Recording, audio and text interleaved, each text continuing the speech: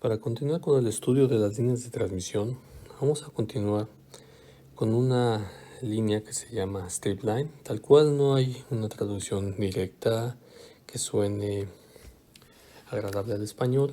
En este caso podríamos decir que es una línea en forma de sándwich, la cual consta de un sustrato con permitividad de epsilon r, y ese sustrato va a tener una capa conductora, un metal conductor en la parte de arriba, un metal conductor en la parte de abajo. Por supuesto, el sustrato va a estar caracterizado por sus dimensiones, por su ancho B y por su permitividad relativa. Los planos que tenemos en la parte de arriba metálico y en la parte de abajo también metálico, vamos a identificarlos como planos de retorno o, burdamente hablando, como el plano de tierra. El ancho de la strip line va a determinar principalmente la impedancia que va a presentar la línea de transmisión. Por supuesto, esa impedancia no solamente va a ser función directamente del ancho, sino de la permitividad relativa que manejamos y del espesor del sustrato. Sin embargo, como estas cantidades son fijas para un determinado sustrato, se puede variar el ancho de esta línea de transmisión de tal manera que con esto podemos controlar la impedancia que presenta con ciertas dimensiones. Ahora bien, si hacemos un corte transversal de esa línea de transmisión, donde en el centro está esa pista, esa strip line, podemos observar que de manera ideal el campo magnético alrededor de esa pista funciona o se vería como las líneas rojas que tenemos, mientras que el campo eléctrico se vería como las líneas azules que se presentan en esta figura. Idealmente no tendríamos ni campo magnético ni campo eléctrico fuera de esta, puesto que este es un plano de retorno, es decir, la Tierra. Entonces cualquier indicio de energía electromagnética que tengamos por ahí llegaría hasta el plano de Tierra y se regresaría a la fuente. Por eso le llamamos plano de retorno. Sin embargo, en la práctica, para que esto sea posible, necesitaríamos tener planos de Tierra casi infinitos para concentrar la energía electromagnética dentro de estos dos conductores. Ahora bien, esta es una línea que teóricamente podría propagar modos transverso electromagnéticos, como lo hemos mencionado en videos anteriores, donde las propiedades nos permitirían que tanto el campo magnético en la dirección de propagación fuera diferente de cero, así como la de campo eléctrico en la dirección de propagación también fuera diferente de cero. Y todos los componentes que conforman el frente de onda serían ortogonales una con respecto a la otra. Entonces, dada esa situación, la velocidad de fase de la onda electromagnética dentro de esta guía de onda la podemos obtener a través de esta fórmula, 1 sobre raíz de μ0, epsilon 0, epsilon r. Aquí no manejamos ningún μr porque en el sustrato no vamos a estar manejando propiedades ferromagnéticos o diamagnéticos que presenten una permeabilidad relativa diferente a la unidad. Simplificando esta parte que tenemos aquí, esto lo podemos sustituir por la letra C. Por lo tanto, la fórmula nos quedaría como C entre raíz de epsilon r. Claramente, aquí podemos observar que la velocidad de fase de la onda electromagnética que se propague dentro de una línea de transmisión va a ser mucho menor o menor en general que la velocidad de la luz en el espacio libre. Por otra parte, la constante de propagación beta, como lo hemos venido manejando, sigue siendo omega raíz de μ0, epsilon 0, epsilon r. Nuevamente, en este caso seguimos sin manejar el μr, dadas las condiciones que mencionamos anteriormente. Esto lo podemos representar como raíz de epsilon r k0, donde k0 va a ser igual a 2πf sobre c. Si nosotros tenemos las dimensiones del sustrato y de la pista que está representando la strip line, podemos obtener el valor de la impedancia característica. Esta impedancia característica Z0 la podemos determinar por esta ecuación. Z0 igual a 30pi entre raíz de epsilon r, que multiplica a b entre w más 0.441b.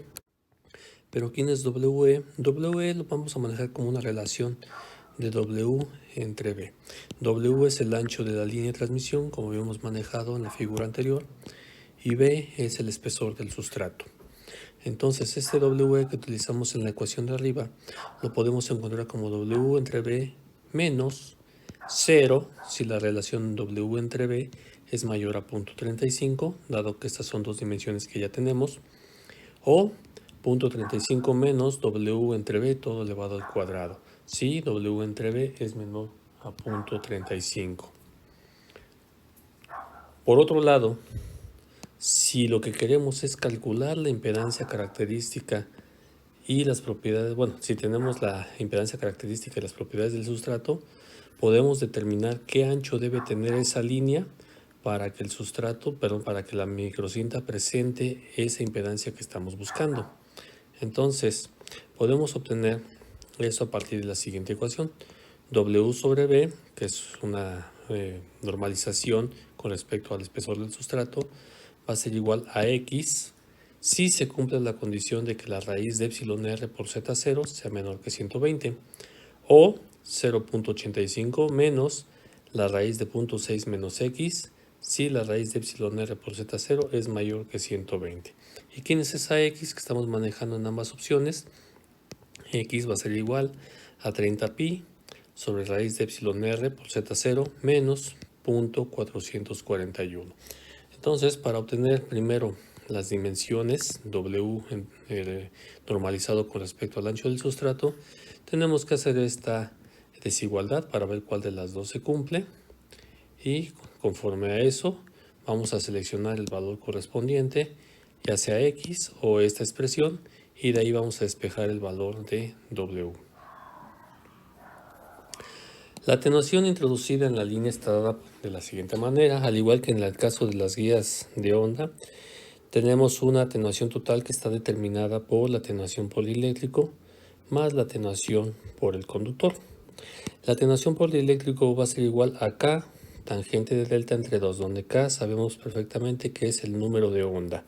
En este caso, estamos considerando un dieléctrico. En el caso de alfa C, es decir, nuestra atenuación dada por dieléctrico, tenemos dos opciones. Y nuevamente se vuelve a cumplir la desigualdad que teníamos al inicio, raíz de epsilon r por Z0, ya sea menor a 120 o esa cantidad sea mayor que 120. Para el primer caso, tenemos esta expresión multiplicada por una variable a. En el segundo caso, tenemos esta expresión multiplicada por la variable b. Para el primer caso, tenemos aquí una constante, 2.7 por 10 a la menos 3, que multiplica a RS, donde RS ya sabemos que es la resistencia superficial, y sabemos perfectamente que esta fórmula es igual a la raíz de omega mu entre 2 sigma, donde omega es la frecuencia angular, mu la permeabilidad y sigma es la conductividad del material que estamos utilizando. Epsilon r la permitividad relativa, Z0 nuestra impedancia, y A lo vamos a encontrar de esta manera. Lo mismo sucede para el segundo caso, pero aquí tenemos una variable nueva, la variable t, que manejamos tanto en la primera como en la segunda fórmula. Esta variable t es el espesor de la película, es decir, el espesor de la capita de metal que está recubriendo el sustrato tanto en la parte de arriba como en la parte de abajo. Si pudiésemos medirla, sería el espesor de esta película o el espesor de esta película. Ojo, no el ancho, el espesor que tendría esta película. Entonces, ese lógicamente tendría que ser un dato del fabricante. Generalmente lo da cuando se compra un sustrato de alta calidad y nos da este valor de T, con lo cual podríamos determinar, ya sea por esta expresión o por esta, el valor de la atenuación dada por el conductor. Para obtener mejor, entender mejor el comportamiento de este tipo de línea de transmisión, vamos a presentar este siguiente ejemplo que nos dice lo siguiente. Encontrar el ancho W para una strip line de 50 ohms, es decir, vamos a buscar una strip line que presenta una impedancia característica de 50 ohms si el ancho es de 0.32 centímetros y la permitividad relativa es de 6.1 con una tangente de pérdidas de 0.001. El espesor de la película es de 0.01 milímetros y nos pide calcular la atenuación a 10 GHz, encontrando la velocidad de fase y la longitud de onda.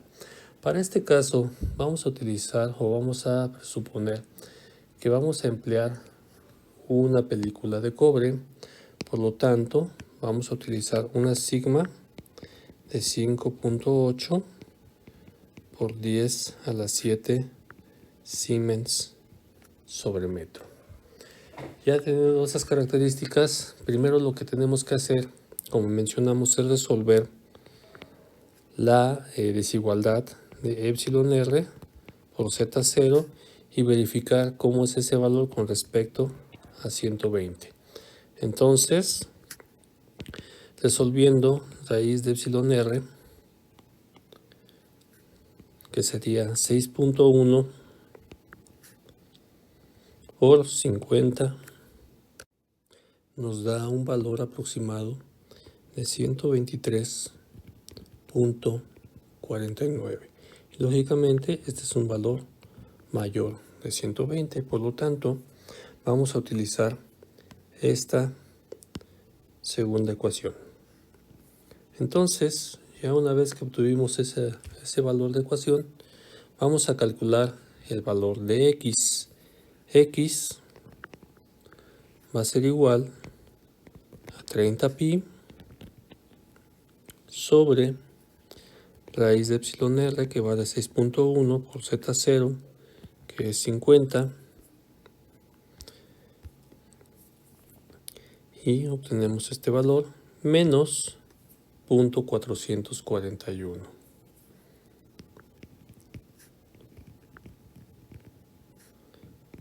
Y el valor 0.3222. Entonces, empleando ese valor, obtenemos que W, despejando de la ecuación correspondiente, va a ser aproximadamente de 1 milímetro. Ahora, necesitamos calcular las atenuaciones. Para calcular las atenuaciones, necesitamos encontrar primero nuestra resistencia de superficie. Nuestra resistencia de superficie, como habíamos mencionado, es exactamente la misma fórmula que hemos venido manejando para las guías de onda, omega mu entre 2 sigma. Sustituyendo valores, vamos a tener esto, 2pi por 10 a la 10 por 4pi por 10 a la menos 7. Todo esto entre 2 por 5.8 por 10 a la 7 Siemens por metro. Resolviendo la operación nos da un valor aproximadamente de 0.0261 ohms. Entonces, como ya tenemos que la condición raíz de epsilon r sobre z0 es mayor que 120, debemos encontrar la segunda opción, y esa segunda opción nos dice que debemos encontrar el valor de B. Sustituyendo todos los resultados, el valor de B, el valor de W que acabamos de encontrar y el valor de T, que es un dato proporcionado, tenemos que el valor de B va a ser igual a un valor aproximado de 11.0518. Utilizando ese valor podemos encontrar ahora nuestra atenuación por conductor, que es igual a 0.16 RS entre Z0 por B multiplicado por B mayúscula que acabamos de encontrar, y resolviendo esta expresión tenemos que la atenuación por conductor es de aproximadamente 0.2879 nepers sobre metro. Para el caso de la atenuación por dieléctrico, tenemos K tangente de delta entre Z0 por B, perdón. K tangente de delta entre 2. Entonces esto es igual a 2pi f raíz de epsilon r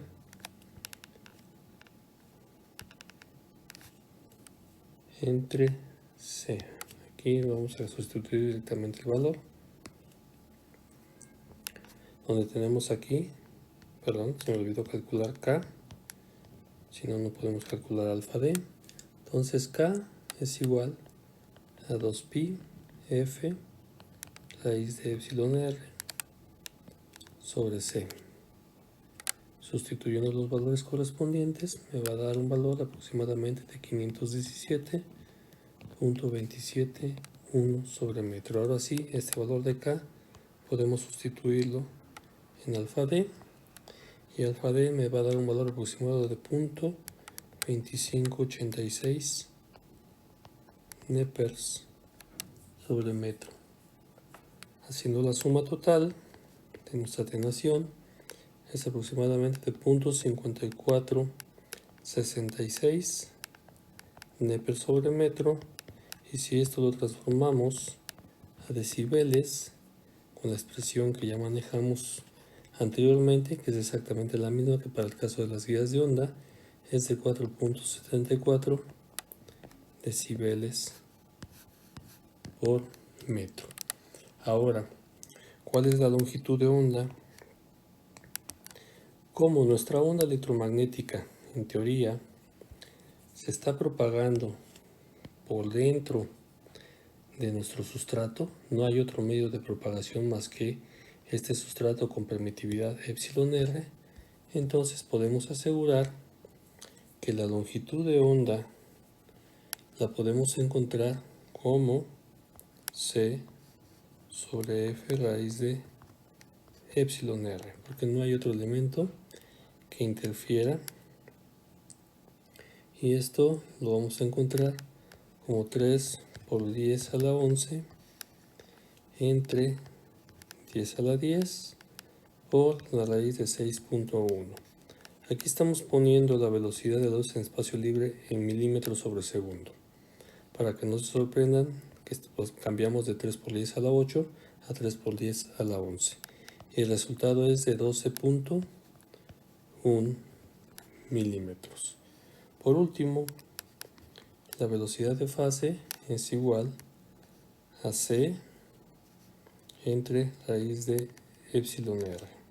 Hay que recordar que nuestra velocidad de fase en la microcinta, pero en la strip line, se ve atenuada o se ve reducida con respecto al factor raíz de epsilon r, y esto nos va a dar un valor de 3 por 10 a la 8 entre raíz de 6.1, y esto nos da un resultado aproximado de 1.21 por 10 a la 8 metros sobre segundo, y esto es claramente menor del 3 por 10 a la 8 metros sobre segundo en espacio libre o vacío.